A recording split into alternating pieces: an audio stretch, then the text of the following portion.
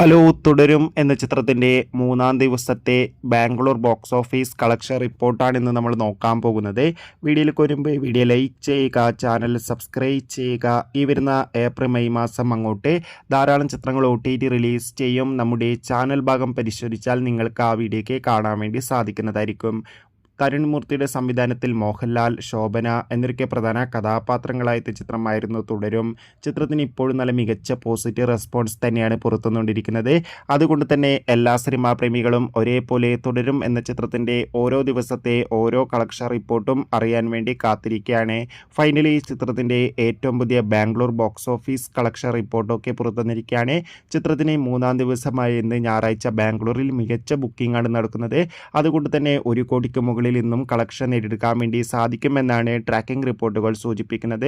കാത്തിരിക്കാം നമുക്ക് തുടരും എന്ന ചിത്രത്തിൻ്റെ കൂടുതൽ ബോക്സ് ഓഫീസ് കളക്ഷൻ റിപ്പോർട്ടിനായി. ബൈ.